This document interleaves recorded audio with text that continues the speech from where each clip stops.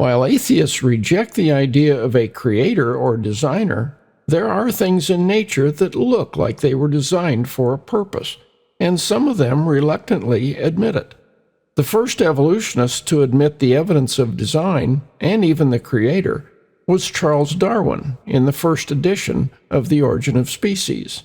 To my mind, it accords better with what we know of the laws impressed on matter by the Creator. Richard Dawkins admitted that biology is the study of complicated things that appear to have been designed for a purpose. Michael Shermer admitted that the design inference comes naturally because nature looks like it was designed. Jerry Coyne said that plants and animals seem to have been intricately and perfectly designed for living their lives. In fact, the appearance of design is so powerful that Francis Crick warned biologists as they look at nature to keep telling themselves that life was not designed, but evolved. Biologists must constantly keep in mind that what they see was not designed, but rather evolved. And then there was systems biologist Stephen Larson at a TED Talk some years ago. And yet, when I look through a microscope at a humble bacterium, I still wonder how it really works. Because the mechanical watch that is life is not like any watch we've ever built. It is biological gears and springs, but they fill rooms and buildings and cities of a vast microscopic landscape that's bustling with activity. I mean, on the one hand, it's extremely well organized, but on the other hand, the sheer scale of all of this unfamiliar, well-organized stuff that happens in there makes me feel like, I've stumbled onto an alternate landscape of technology that's built by an engineer 1,000,000 times smarter than me. Bacteria and what goes on inside of a single cell looks like an alternate landscape designed by an engineer 1,000,000 times smarter than him? If he's not careful, he's going to wind up in the intelligent design movement.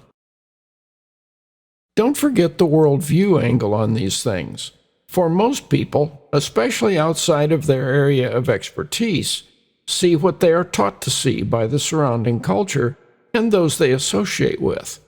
A good example would be biologist turned atheism evangelist Richard Dawkins, confidently pontificating about cosmology, an area in which he has no recognized expertise, and denying any evidence of design, purpose, and morality.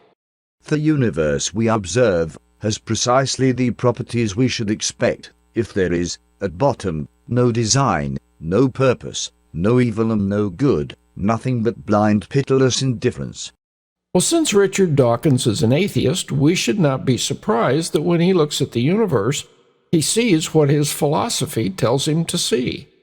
However, only a year later, he would admit to seeing evidence in biology of complicated life forms that appear to have been designed for a purpose. On the other hand, when we turn to noted physicists who are recognized experts in the area of physics and cosmology, we get a very different picture.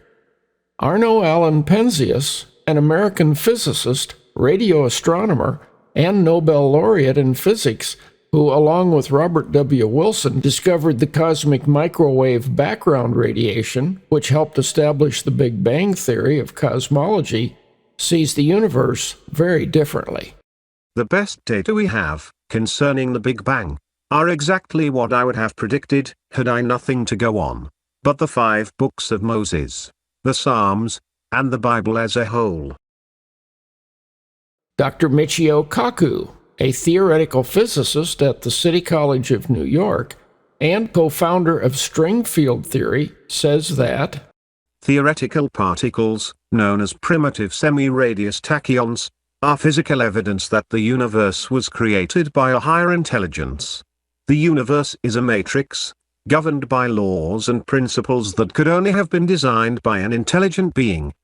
To me, It is clear that we exist in a plan, which is governed by rules that were created, shaped by a universal intelligence and not by chance. In Romans 1:18-20, the Apostle Paul said that while the unrighteous choose to suppress it, there is evidence in nature, available to all, that points to God's invisible attributes, His eternal power, and divine nature. We have noted that several atheist biologists admit that living forms do appear to have been designed for a purpose. As for a central question of cosmology and physics, does nature and its larger features look like it was designed?